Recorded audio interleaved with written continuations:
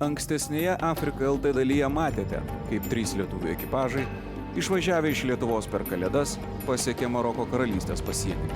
Tai, ką ten pamatėme, tik patvirtino faktą, kad mes jau kitame žemyne. Atsidūrėme lyg kino filme. Čia ir smulki kontrabanda, ir visagaliai pasienio pareigūnai. Įspūdį dar sustiprino vaizdai, kurie privertė pasijusti, lyg grįžus į praeitį. Štai, kurie gimsta. Jie auga jau su lipdukais. Mes čia buvome kaip ateiviai, o ir vietiniai žmonės atrodė lyg kitos planetos gyventojai. Cirko areną primenančiame Marakeše sutikome naujuosius metus ir aplankėme draugus iš Lietuvos. Tačiau didžiausią įspūdį paliko kontrastinga Maroko gamta. Snieguoti kalnai ir nuostabūs paplūdimiai.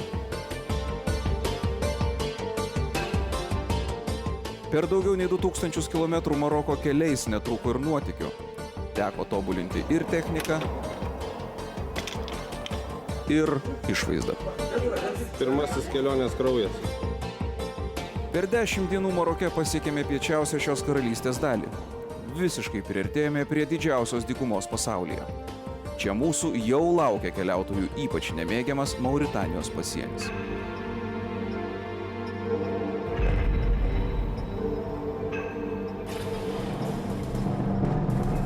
Trečioje Afrika LT dalyje matysite unikalūs kadrai iš Mauritanijos Islamo Respublikos. Dabar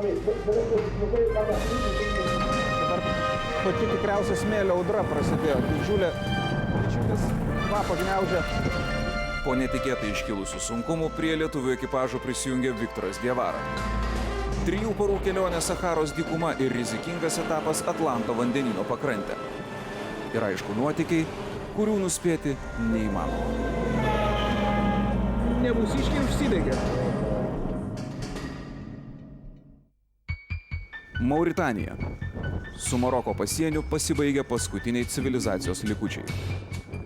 Tarp 2 valstybių plytinti niekieno žemė, į turistų traukos centrą nepanaši nei iš tolo. Vienintelis kelias tik tiesiai. Bet kam pasukusiam į šalį, tokia avantiūra gali baigtis tragiškai.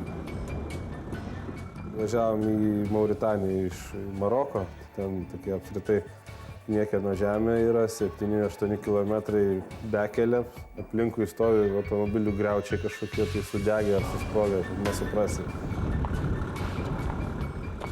Ten istoriškai susiformavo tokia zona, kuri yra nesaugoma, bet priverstinai, kad visi keliautojai surastų Mauritanijos sieną, ji užminuota. Maroke tada jautiesi, kad esi laukiamas, ten yra labai atvira turizmui šalis, o Mauritanijoje to turizmo absoliučiai nėra. Ir tu jau turi pasitikėti tik savimi. Ir aišku, draugais, su kuriais važiuoji. Ir atvažiuoja, stovi tokia būdelė iš lentų sukalta ir ten sėdė iškart 2 vaikinai su kariniam aprangom. Jau tu nežinai, ko iš jų laukti.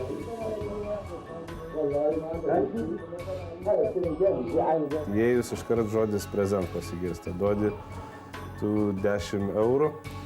Ir aš pirmas, aš antras patekau tenai, Smarčius tuo tarpu užtaisinėjo kamerą. Slapta kamera bet kurios Afrikos valstybės pasienyje padeda užfiksuoti įdomiausius vietinės kultūros aspektus. Maroko šiaurėje klestinti kontrabanda stebino, tačiau atviros korupcijos mastas Mauritanijoje pranoko bet kokius lūkesčius. Iš tikrųjų, tokia situacija buvo, kur rankos šiek tiek drebėjo, adrenalino buvo, nes tu atvažiuoji, pamatai visišką lūšną, maurų vėliavą ir viduje sėdinti tamsiaodį, kuris tik tai įžengia pro ten, pro duris, jisai jau pasitinka, laukia, akis blizga, pasą duodi 10 eurų, jisai kiekvieną kartą labai nuoširdžiai nustemba ir sakė, present for me? Merci, my friend, labai gerai. Ir kitas reiškia, ir vėl, present for me. Tas slaptas filmavimas buvo daugiau mūsų priedanga, kad ten yra jų teritorija, o mes į jų teritoriją kažkaip tai irgi savotiškai ateiname. Toks įdomus, pagaus, nepagaus, ką žinau. Priėjo vienas pareigūnas, kuris nuobodžiavo, ten patronas yra toj būdeliai ir jis tai pradėjo iš mano automobilio kasetinio magnetofono reikalavo dovanų, nors jis ten gavo ir 10 eurų ir panašiai. Nu. Jisai irgi kišo galvą, aš ten bandžiau jau užmaskuoti kiek įmanoma labiau, bet jisai visai nežiūrėjo, ką aš ten dariau, jis pasižiūrėjo Vytaro automobilio magnetolo kasetinį ir sakė, kaset? Sakau, kaset. For me, present? Nu, ten jau aš neišlaikiau, pagalvosiu, kaip mes tyloj važiuosim tiek laiko dar, nesakau. Aš jau tavo draugui prezent daviau. Marčius kažkaip atsimušė, nors tuo metu jam rankos drebėjo, kad tas nesuprastų pareigūnas, taip vadinamas, kad kas yra toj kuprinėje ir ką jis čia dabar daro, nes jinai buvo atsekta ir ten laidai matėsi visokie ir viskas. Taip, mes nesielgiam pagal taisyklės, bet jie patys nesielgia pagal taisyklės. Jeigu afrikietis pasako, nėra problemų, reiškia, čia šitoje vietoje tavo problemos ir prasideda. Tu teisybės gal ir pasiektum ten po kokią mėnesį 2, bet jeigu tau tektų būti uždarytam kažkokiam kalėjime Afrikos ir tenais laukti, kol bus įrodyta tavo teisybė, tai palyginus tą perspektyvą geriau duodi tų 10 eurų ir važiuoji toliau. Bendraujant su Afrikos pareigūnais, problemos dauginasi kaip triušiai. Tikras problemas veja menamos, menamas keičia išgalvotas. Ir už kiekvienos problemos sprendimą paslaugus valstybės tarnautojai yra pasiryžę palengvinti turisto piniginę ne 10 eurų. Mauritanija keliautojus pasitinka ypač nenoriai. Prieš keliaudamas į šią šalį bet kurios valstybės pilietis privalo iškęsti ilgą ir brangiai kainuojančią vizos gavimo procedūrą. Bet yra ir kita išeitis. Už kuklius 20 eurų vizą galima gauti tiesiog pasienyje, vos per 10 minučių. Paprasčiau viskas vyksta, kadangi nebelipdukai, netokie, o dabar štampas. Po 20 eurų nuo žmogaus. 20 nuo žmogaus. Čia normalu, jo? Ar čia nelegaliai? Įveikę visas biurokratinės kliūtis, pagaliau pasiekėme tikrąją Afriką. Tiksliau tą jos dalį, kurią saugumo sumetimais aplenkia kelionių agentūros. Mauritanijoje stebina gamta, stebina miestai, stebina žmonės. Bet labiausiai stebina automobiliai.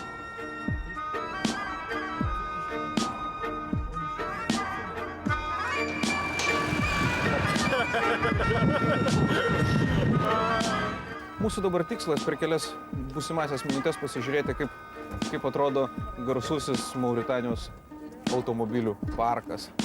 Vos tik taip apsidairytume aplinkui, galima pamatyti štai. Na, greičiausiai tie Mercedesai yra kokių 60, ne 60, 79 pabaigos. Visi važiuoja kur nori, nėra jokių taisyklių. Kažkiek taip laikosi dešinės pusės žmonės, bet kas įdomiausia, tai kad asilai važiuoja visiškai vidury kelio. Mauritanijoje dažnas automobilis atrodo labiau panašus ne į transporto priemonę, o į ką tik prisikėlusi negyvėlį. Kaip tik su vienu iš tokių surizikavome pasivažinėti po miestą.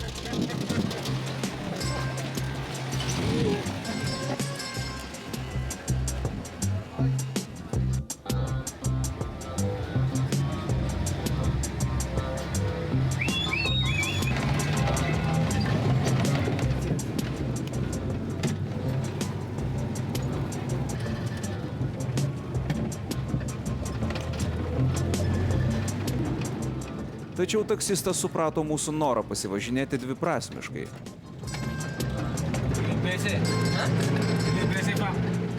Neprašomas nuvežė tiesiai į vietinį, taip vadinamą raudonųjų žibintų kvartalą.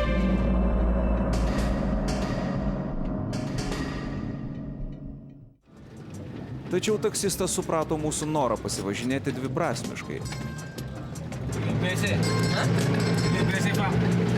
Neprašomas nuvežė tiesiai į vietinį, taip vadinamą raudonųjų žibintų kvartalą.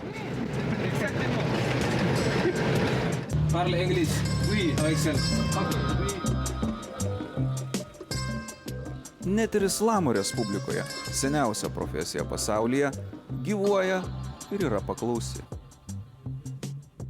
Bet grįžkime ant žemės.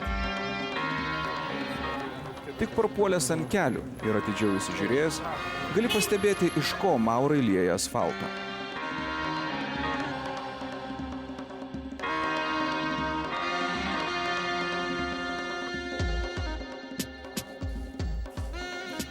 apskritai, nors atrodytų, kad čia kraštas yra pakankamai skurdus ir pakankamai daug šiukšlių, dulkių, labai karšta ir galbūt netgi tokios antisanitarinės sąlygos, tačiau žmonės gyvena švariai ir pagal galimybę, žinoma, mes dažnai matome, kad prieš maldą jie plaunasi kojas, jie rūpinasi rankų švarumu ir čia Mauritanijoje yra labai daug, bent jau Nadžibų mes pamatėme labai daug kirpyklų. Žmonės ateina ir čia praleidžia pakankamai daug laiko, jie bendrauja, tai yra tam tikra bendravimo forma, kaip pas mus kavinė, taip čia yra kirpyklos ir galima pamatyti netgi visą laiką esančius ten sėdinčius žmonės ir atrodo, kad kirptis nereikia daug, bet... Bonjour, ça va?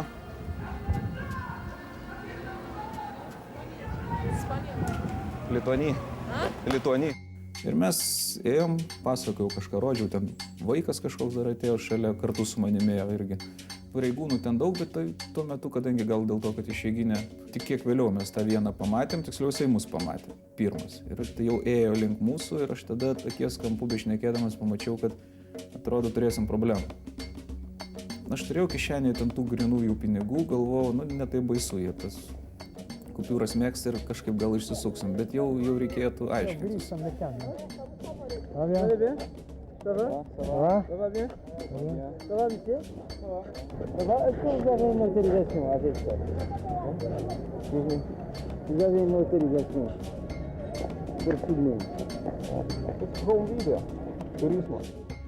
Mes aišku nieko neturėjom, tai beliko tik tai labai greit čia home video tik tai darom, tik tai čia vaikam parodysim, nieko baisu. Tuo pat metu traukiantis nuo jo matomumo lauko ir einant tyliau, operatorius sakė bėk iš čia.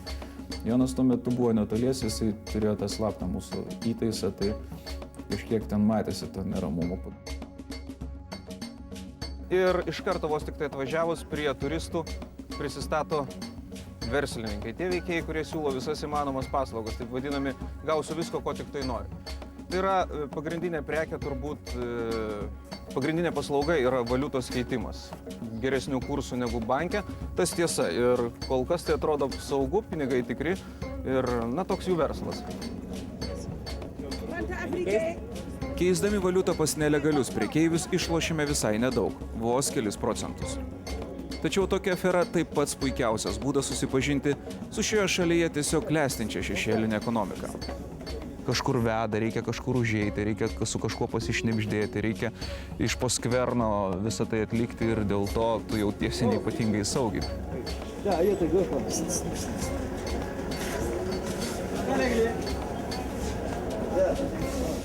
Visai nedvejodami su savimi atsivežtą tvirtą europietišką valiutą keičiame į įtartinai atrodančius pundelius. Milžiniški banknotų nominalai Mauritanijoje tiesiog atvirkščiai proporcingi šalies pragyvenimo lygiui.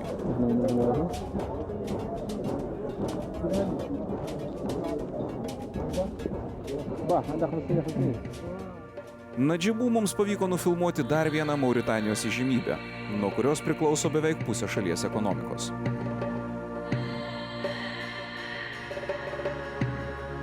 Čia yra tas legendinis didysis traukinys, kurio ilgis yra 2 kilometrai ir kuris važiuoja kiekvieną dieną ir veža rūdą iš dykumos į uostus. Paskui visą tai plukdinama į įvairiausias pasaulio šalis. Mes pamatėme, kaip vyksta tas judėjimas, kai traukinys šiek tiek sustojo, sulėtėjo jo greitis, kaip nuo jo nušokama, perduodami kažkokie daiktai. Ir netgi atrodo, kad kaip skeriai užpuola ten tą sąstatą visą, paskui jį palieka, vėl grįžta atgal. Šalia ilgiausio pasaulyje traukinio mūsų laukia išties netikėtas susitikimas. Vidury Afrikos smėlynų, keli tūkstančiai kilometrų nuo piečiausių ES sienų, mus pasitiko dar vienas Lietuvos pilietis, Afrikoje atradė savo antruosius namus. Čia labai ramu. Čia vakarais gali vaikščioti po miestą ir niekas savo nieko nepadarys blogo. Jie tokie yra neagresyvūs. Mauri. Čia nėra, ir vagystės yra, bet tokio gryno banditizmo kaip kitur Afrikoje čia nėra. Tai Anatolijus Michailovas, kuris jau 6 metų pluša bendroje Mauritanijos ir Lietuvos laivų remonto įmonėje Mauri Balt. Pirmą kartą aš atvažiavau į Mauritaniją prieš 20 metų, kai buvau jūreivis. mačiau tą šalį, mačiau tą miestą ir jau kai grįžau 2001, man jau tokio šoko nebuvo. Nedaug kas pasikeitė. Laikas čia atrodo sustojęs. Taip. Anatolijus parodė mums dar vieną pagrindinio Mauritanijos pramonės centro įžymybę. Ko gero didžiausias Atlanto pakrantėje laivų kapinės. Nors didžiuliai metalo korpusai šiandieną ramiai rūdyja Nadžibų miesto pakraštyje, jų pavadinimais ir registracijos numeriais pažymėti kiti laivai plaukioja po visą pasaulį. Tai dar vienas nelabai afišuojamas Mauritanijos pajamų šaltinis.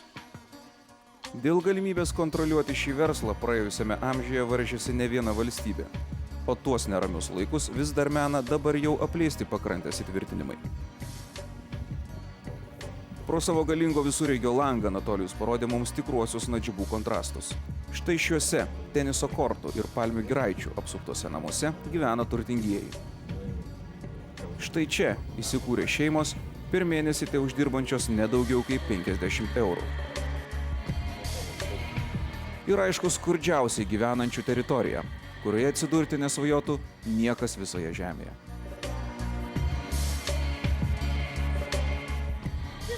Čia labiausiai stebino ne gyvenimo aplinka ar iš jūrinių konteinerių metalinių bačkų pagaminti namai. Akis nuolat užkliūdavo už mums įprastų šiuolaikinio gyvenimo atributų. Nors ir atrodo pastatai skurdžiai ir aplinka labai šiukšlina, tačiau naujausios technologijos irgi yra įžengusios. Beveik ant kas antro namo, kad ir kaip jisai atrodytų, yra satelitinė lėkštė. Taip pat pakankamai daug, netgi netikėtai daug yra internetinių kavinių. Internetas pakankamai spartus ir taip pat, nors ir Mauritanija yra tokia konservatyvi šalis ir čia tas, kas yra populiaru ir nauja Europoje, ne iš karto atkeliauja, tačiau patys naujausi filmai, žinoma, jų piratinės kopijos čia yra, jos galima surasti. Vienintelis dalykas, kas yra griežtai uždrausta Mauritanijoje, tai yra čia niekur nepamatysite pornografinės medžiagos ir niekur nepamatysite alkoholio. Socializuojančią alkoholio funkciją Mauritanijoje atlieka nežmoniško stiprumo žalioji arbata. Šiuo gėrimu mus pasitiko mūsų naujasis gidas Achmedas, sutikęs lietuvių ekipažus palydėti per klastingus Saharos smėlynus. Paskutinį arbatos stikliuką išlenkėme ir su mūsų bendrapiliečiu Anatolijumi. Jis lieka prie savo verslo, o mūsų laukia bene sunkiausias ir daugiausiai jėgų pareikalausiantis kelionės etapas. Per tikrą, laukinę ir dar niekieno neprijaukintą Afrikos dykumą. Artimiausias kitas miestas už 500 km. Todėl viską, ko gali prireikti varginančiai kelioniai, tenka pasimti su savimi. Jau gal porą metų važiuojant paprastu automobiliu galima nevažiuoti į dykumą. Ir per Saharą yra nutiestas 500 km naujas asfaltuotas kelias. Užuot lėkę tvirtų asfaltų, mes pirmai progai pasitaikius sukame į smėlynus, link gražiausio šalyje Bank Dargūno nacionalinio parko. Vos tik tai nusukus nuo kelio ir įvažiavus į Saharos dykumą, mūsų su Vytaru automobilis iš karto užklimpo, kadangi mes neturėjome visiškai jokio supratimo, kaip važiuoti per tą smėlį.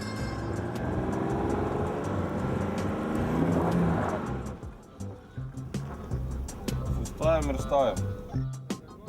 Ir tik tuomet, kada jau visų pastangomis ir mūsų vežtais kastuvais mes atsikasėme ratus ir pavažiavome šiek tiek toliau, jau mūsų gidas Achmedas paaiškino, kaip tai vyksta. Jisai visų pirma, ką padarė, jisai išleido pakankamai daug oro iš padangų, kadangi padangos turi būti minkštos, kad negrimstų smėlyje. Ir turbūt pagrindinė taisyklė, kurią mes įsisavinome gana greitai važiuodami per dykumą, tai yra, kad tu net gali važiuoti lėtai, nes automobilis pradeda grimsti, ir negali važiuoti per daug greitai, nes tu gali pataikyti kokį nors smėlio kalną netikėtai išdygusi kelyje.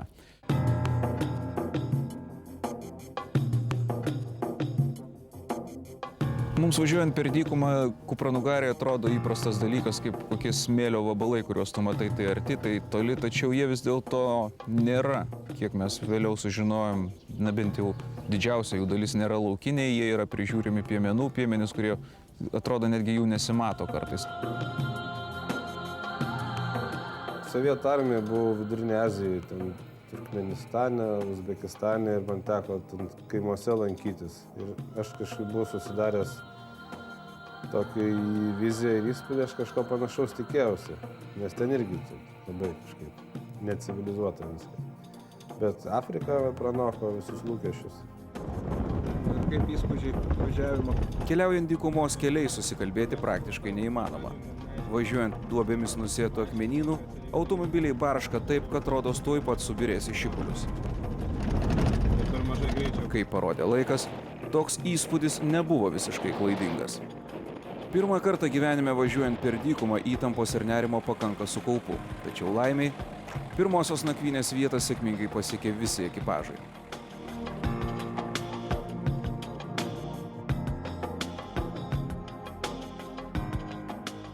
Pirma nakvynė buvo prie didžiulės kopos, kur mūsų gidas Achmedas ant 3 pagaliukų ten surastų išvirė arbatos. Ir kas keisčiausia, padarė kupranugarienos troškinį. Nuostabaus grožio vakaras suteikė puikią galimybę ramiai pailsėti prieš kitos dienos maršą – 200 km etapą per labai biraus smėlio ruožą.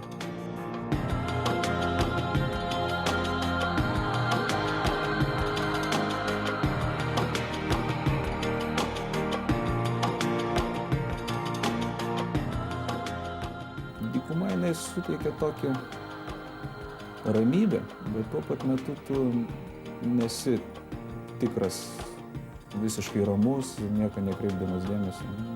Nėra to. Iš tikrųjų yra didinga, nes ypač naktį tai visiškai tylu, labai šviesu, nes mėnulis aiškiai matosi, žvaigždės labai arti.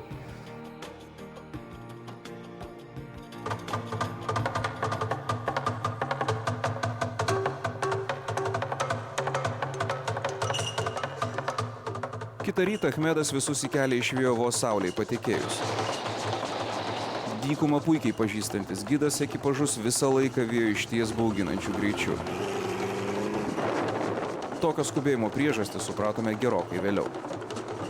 Mums netgi sunku įsivaizduoti, pagal ką jis orientuodavosi, kadangi dykumoje aiškaus kelio maža to, kad jo nėra. Iš principo jis netgi ir vizualiai keičiasi, nes vėjas formuoja smėlio kopas, jos keliauja savo jiems tik tai vienom žinomų kelių. Paradoksalu, bet dykumoje nėra tiesių kelių. Visą kelionės etapą lietuvių automobilius Achmedas gynė įvairiausiomis kryptimis, pasikliaudamas savo nuojautą ir tik jam vienam suprantamais ženklais. Nors iš pažiūros ramus, kultūringas netgi žmogus, jisai visą laiką sėdėjo įsitempęs, sukryžiavęs kojas ir viską, ką darė, tai Vytarui daužė visą laiką per kojas, sakydamas: gas, gas, gas, gas, gas. Stop, stop, stop, stop, stop. Gas, gas, gas. Stop, stop, stop, stop. Geras šturmanas tavo. Reiklus labai. Aš kelis kart jau viskas, gazas, dugnas, daugiau netraukia, reikia vis gas, gas, gas. Ir labai staigiai mintis keičia, tai kartais užsukti. Važiuodamas per purų smėlį negali sau leisti nei sulėtinti greičio, nei juo labiau sustoti. Mažiausia abejonė ir visas konvojus įstriks ne vienai valandai, kol atkas smėlyje užklimpusi automobilį. Visą dieną trukęs pašėlęs lėkimas vienam lietuvių automobiliui pasirodė lemtingas. 80-ųjų metų gamybos jau gerokai parūdijęs Mercedesas pradėjo lūžti per pusę. Praėjus daugiau nei 2,5 valandos nuo remonto pradžios viename iš Mauritanijos nacionalinių parkų, automobilio remontas dar pačiame įkraštyje. Gal galite trumpai apibūdinti situaciją? Po kelių šuolių gerų per kopas lūžo vadinamas traversas galinis ir po truputėlį mašina pradėjo sklaidyti. Buvo sunkiausia gal suprasti, kad kiekviena duobė vis daugiau laužė mašiną per pusę. Ir vis daugiau kvapas didėja varvančių degalų. Tai kuras ne pagal paskirtį buvo panaudotas. Per naktį išvarvėjo kokią pusę litro tik tai, bet po šios dienos pasivažinėjimų čia jau tiesiog šiurkšlė bėgo. Tai dabar sustabdėm pagaliau šitą dalyką, nes jau prasidėjo ant gerų dalykų, štai jau padanga liečiasi jau reiškia ant gerų šuolių, tai padanga dirba tokį darbą vieną. Variantas B. Mašiną parduot ir dalimis persikraustyt pas draugus. Taip, tas variantas visada išlieka. Pasiruošęs priimti naują keleivį? Nu ką daryti? Man tai ten labai baisu, jisai neparodė jums. Duokit biškį kamerą, aš parodysiu. Va, matai, va čia va, yra lūžęs jo galinis tiltas šitoje vietoje, va. Ir ratas baladuojasi. Vienoje pusėje yra lūžęs beveik. 10 eurų turėtų suremontuoti. Ir kitoje pusėje yra beveik lūžęs. Kažkam servisas sakė, nu tau jį reikėtų keisti, nes jau metalas pavargęs. Jeigu vienos duobės girdi tą garsą, tai supranti, kad metalas tikrai pavargęs. Kol Jonas tvarkė prakiurusią degalų sistemą, likusio ekipažo nariams pavyko pasinaudoti netoliese įsikūrusio žvejų kaimelio gyventojų svetingumu. Nuo vėjo ir nuolat slenkančio smėlio prisidengę neįsivaizduojamos kelmės ir konstrukcijos pašiūrėmis, vietiniai stebina išties puošniais ir spalvotais drabužiais. Čia buvo ko gero vienintelė vieta visoje Afrikoje, kur vaikai elgėsi išties pavyzdingai ir už dovanotus saldainius net padėkodavo. Atlanto ir Sacharos sandūroje įsikūręs kaimelis gyvena iš žvejybos ir pravažiuojančių pavienių keliautojų, o vietiniai meistrai didžiuojasi unikaliais gaminiais iš ryklio stuburos slankstelių. Pirmas laimingas pirkėjas, parodykit, ką gavot. Nu, Augustai, manau, bus gerai. Čia ryklio kažkokios dalis su visokiais plasmasiukais. Gal inkstų kepenis? Inkstų kepenis. Po kelias valandas trukusio remonto sulūžusį automobilį pavyko prikelti antram gyvenimui ir lietuvių konvojus pratęsė kelionę per Sacharos smėlynus. Dykuma labai suvienyje žmonės, jie tampa nors visiškai nepažįstami iš skirtingų pasaulio šalių, tačiau jie padeda. Piemenys mums parodo, kur yra geriau apsistoti. Tačiau įveikusių kelis šimtus kilometrų per dykumą keliautojų laukia dar pavojingesnis etapas. Šį kartą atoslūgio apnuoginta Atlanto vandenyno pakrantė. Išvažiuojant iš dykumos mums beliko vienas etapas, apie kurį Jonas pasakojo, kad tai bus sunkus, tačiau privažiavus prie vandenyno vis dėlto mes taip, kadangi to nepatyrė, atsainiai žiūrėjome į tą pavojingumą. Mes žinojome, kad reikės važiuoti pakrantę, mes laukėme, kol atslūgs vandenynas, kad būtų vietos pravažiuoti automobiliams. Ten mums reikėjo laukti keletą valandų, dėl to mes neišvengėme vietinės gyvenvietės vaikų labai didelio dėmesio.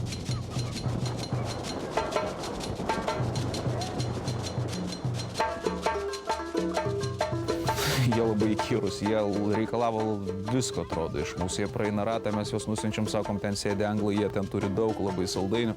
Jie nubėgdavo ten, bet tie patys anglai mus atsiųsdavo tos vaikus vėl atgal ir jie taip lakstydavo nesibaigiančią energiją ir visą laiką kažko jiems reikėdavo. Ir netgi sakydavai, kad koks keistas kontrastas, kad aplinkui atrodo ideali vieta, tu įsivaizduotum, kad štai šioje vietoje, kur mes stovim arba kur yra lūšnynai ir lakstantis, skurdžiai atrodantis, bet laimingi vaikai.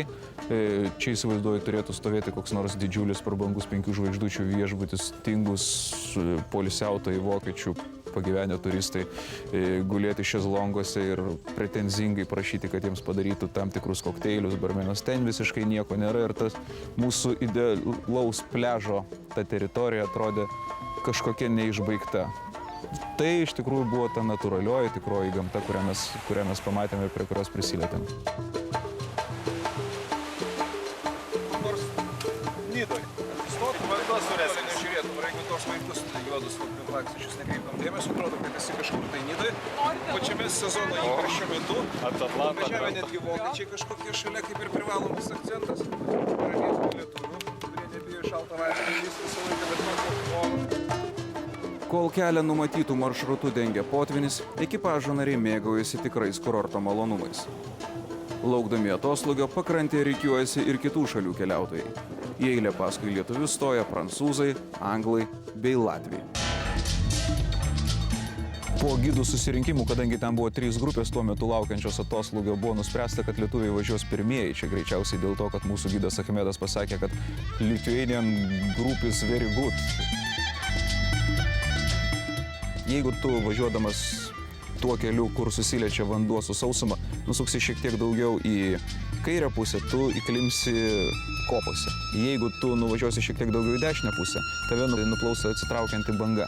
Dėl to tu visą laiką turi laviruoti ir važiuoti ant to ruožo, kuris ką tik tai buvo nuplautas bangos, kuris yra palyginus tvirtas, bet po akimirkos jisai jau pradeda irgi tišti, tai yra pataikai tokią košę.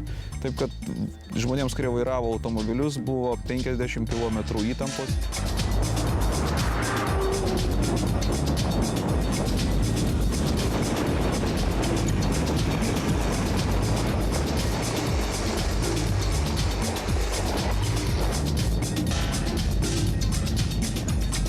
tuo pat metu tai buvo turbūt vienas gražiausių kelionės ruožų, kuriuos mes pravažiavome per visą šitos ekspedicijos laikotarpį. Tai buvo iš tikrųjų nuostabu.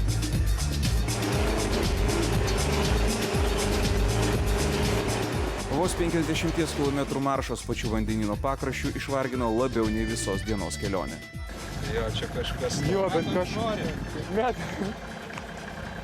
Mažai vandens dar gavai? Bet čia buvo kaifas. Bet eik tu peklo. Sunkiausia kelionės per Saharą dalis jau praeityje, bet iki Mauritanijos sostinės Naukšoto liko dar daugiau kaip 100 km. Vėl turbūt iššūkį reikėtų rodyti. Tačiau ilsėtis nėra kada. Būtent Naukšote draugai paskyrė pasimatymą grupės Camp lyderiui Viktorui Dievarai ir jo draugiai Živiliai. Iš tikrųjų, man truputį baisu dėl to paso, kad tas pasas liko policijoje ir nuo Afrikoje negalima juokotis, tas pasais ypač europietiškais, nes žmonės čia... tas pasas yra labai vertingas.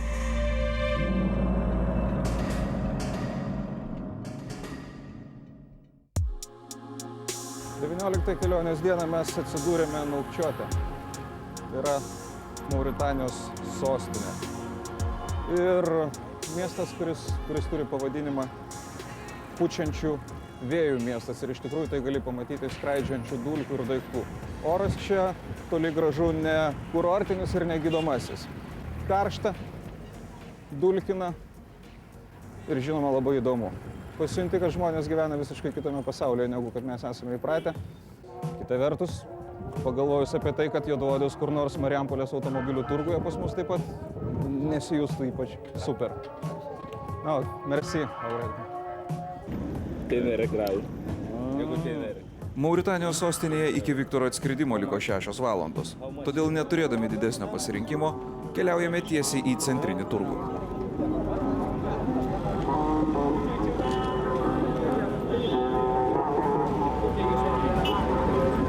Kažkas klaikaus. Na bent jau pusvalandį atrodo, kiek mes čia esame jau.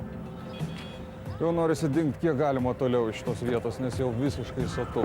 Bet Rolexas užtat bus. Dabar aš turtuolis. Mauritanijos sostinė sukelia tokį tų gyventojų laikino gyvenimo įspūdį. Ir iš tikrųjų nesinori užsibūti tokia mieste. Netrukus mes turim važiuoti į oro uostą ir pasitikti Viktorą su Živilė. Tačiau prieš tai nusprendėm pasinaudodami progą nepraleisti galimybės nufilmuoti smėlio biržos. Maža to, čia dar pati tikriausia smėlio audra prasidėjo. Didžiulės tiesiog kvapą gniaužia didžiulis vėjas, daug smėlio. Tačiau štai puikiausias pavyzdys, ką galima parduoti dykumoje. Dykumoje pasirodo galima parduoti ir smėlį. Puikiai prekės smėlis, puikų žmonės. Ir visi žiūri tarpinai ir galvoja, ką tas baltas žmogus čia veikia, atsistojęs kelio viduryje ir kalbasi pats su savim. Afrika. Dėl įsisiautėjusios smėlio audros tampa aišku, lėktuvas tikrai vėluos. Tai patvirtina ir aerouosto pareigūnai, kurie net neįleidžia mūsų į laukimo salę. Smėlio kažkokia audra jau kažkaip nelabai daug žadanti. Visi tokie niūrūs ir įeinam jau į tą pasus priduoti ir prasidėjo visus problemos. Mes žiūrim, kad mūsų draugų nėra ir mes laukime labai ilgai ir niekaip nesulaukdom. Dėl to aš kažkokiu būdu patekau į oro uosto teritoriją, kurią jeigu tu neskrendi tuo reisu, tu neturi teisės patekti. Gavosi taip, kad pasą atidavėm ir čia iš tikrųjų buvo labai didelė mūsų klaida. Reikėjo kažkaip sumokėti labai daug pinigų iš karto ir tą pasą atsiimti. Siaučiančios audros fone laikas bėga lėtai.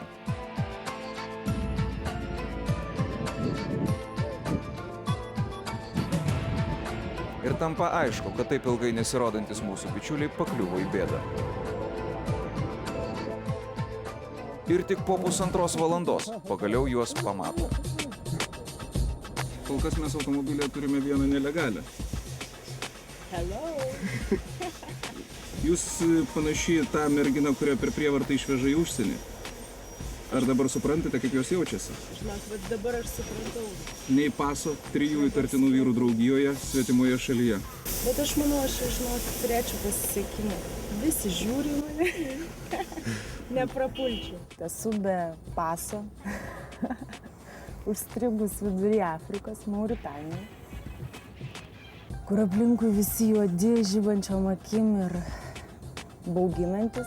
Ten pripasakojau, kad čia, kad tik vestuvės buvo, čia Živilė žmona, važiuojam ten į Malį, Bamako tėvams pristatyti savo naujos žmonos, jau avinas papjautas, jau visi svečiai laukia, jau ten, kaip jūs čia, ta prasme, kaip čia atrodys prie mano naujos žmonos ir tai va, įjungiau afrikietišką pavarą ir, nu, kažkaip, va, tada paleido mus. Bet to, kai buvo penktadienis, visi biurai dirba trumpiau ir buvo išties pavojus, kad jeigu penktadienį neįsispręstų šis klausimas, mums būtų reikėjo likti Nautšote dar iki pirmadienio. Esame priversti pasilikti Nautšote dar vieną parą, kol gausime Živilės vizą. Tokiame musulmoniškame mieste ši para atrodo nesibaigianti. Iš mečečių sklinda garsai į maldą, tai tiesą atvirai pasakysiu, nervuoja, ypač kai ryte miegi. Ir jei neklystu, ten pirmą kartą apie 5:30 ryto jų laikų pradeda visiškai neįprastas garsas ir primena visai kitokius dalykus, nei kvietimą į maldą. Mauritanija Islamo Respublika ir tuo viskas pasakyta. Ten viskas visi gyvena pagal islamo griežtas tradicijas. Ten nei diskotekų neleidžia turėti, alaus niekur nepardavinėja. Nu, ta prasme, nėra tos tokios kultūros ir gal pramogų kultūros, tai žmonės nelabai ką turi veikti, kai eini per gatvę, labai toks niūrus vaizdas.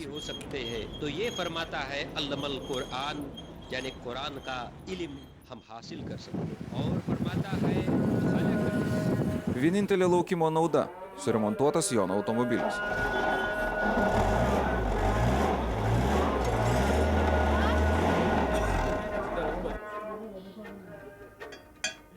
Beje, dėrybos dėl užmokesčio truko ilgiau nei pats remontas.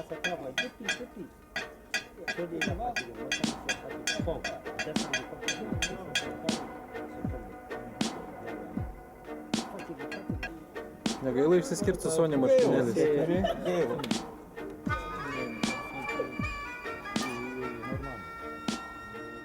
Vizos išdavimas buvo labai juokingas, nes žmogus pasiėmė pasą, sakė, aš ten turiu pas viršininką važiuoti kažkur, dar kitą viršininką.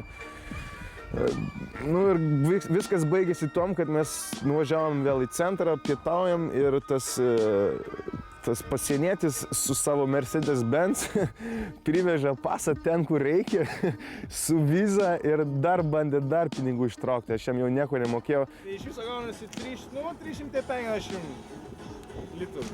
Ir dar visą parą laukime. Dar aišku, reikėjo dar pasilikti viešbutį visai komandai vieną naktį, tai galima taip priskaičiuoti. Vienos išlaidos. Ir dėl šios baltos moters. Taip, mes įvažiuojam į Sakarą ir atrodo, kad artimiausiai daugiau negu 100 km vysimės mūsiškius, kurie važiuoja greitai, nors ir byrančio mašinų.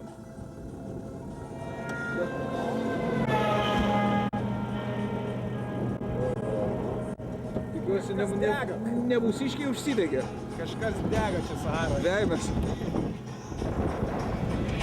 Turbūt tam muitininkui šikna dega. Atrodo, kelionė jau baigėsi iš vis, kai peršokom Saharą. Tos 3 dienos Nautšote numušė labai visą tempą, greitį ir panašiai. Ir vėl išvažiavom į asfaltuotą kelią, kuris iš pradžių buvo labai geras, kažkur mačiau net ES vėl finansuotas. Nuo Mauritanijos sostinės ekipažai palieka Atlanto vandenyno pakrantę ir pradeda judėti į Afrikos gilumą. Iki Viktoro Diavaros kiemo lieka dar virš 1500 kilometrų. Kartais net atrodo, kad važiuoja per kažkokias gyvuliukų kapines, nes šalia kelio visą laiką mėtosi dvieselė. Nes matyti, jo čia numuša ne vieną ir ne 2 kartus per dieną. Ką su jumis daryti? Pasignalizuoti. Protingas atsiras. Skubėjimas ir begalinės duobės ant kelio pareikalavo aukų. Sulinksta Vytaro automobilio ratas. Kai pamatė, kad tas ratas nuleistas, tai pas jos tokios akys buvo ir kokie 20 žmonių rodo į tą ratą, kad čia maždaug katastrofa, tai čia šakės, viskas, daryk greit ką nors. Nu vaikai, ką darom su mašina? Taisom? Vytaras piktas šiandien. Smarkiai labai nekaršta. Žinok, aliuminis tinis. Gal, kad neskiltų.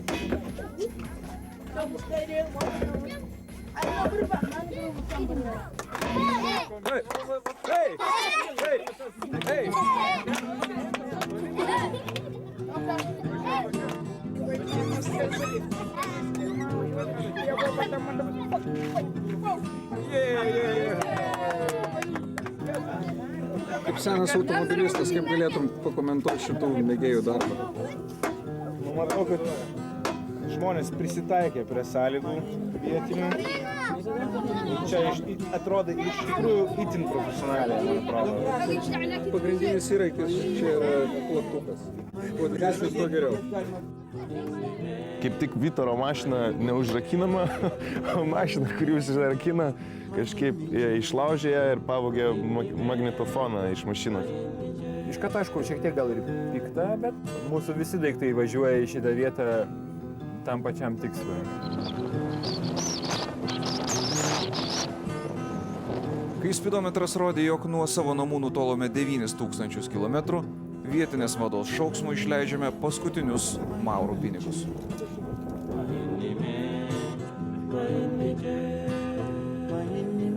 Gerokai nutolus nuo vandenyno landšaftas aiškiai pasikeičia.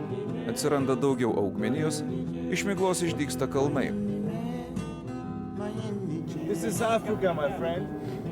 Real Africa. O mes nesustodami judame Malio Respublikos link. Kas man geriausiai prisimena, tai Vytaras, kuris sako, noriu alaus, išvažiuojam iš šitos šalies, kuo greičiau. Mes to net neįsivaizdavom ir kažkaip jau labai romantiškai laukiam to Mali. Turėjom nulisti tik pravažiavę per sieną. Po savaitės paskutinėje Afrika LT dalyje.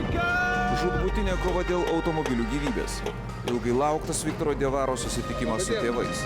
Ir tai, kaip automobiliai Afrikoje virsta pinigais. Afrika LT, 4 dalis, birželio 27 dieną, iš karto po panoramos.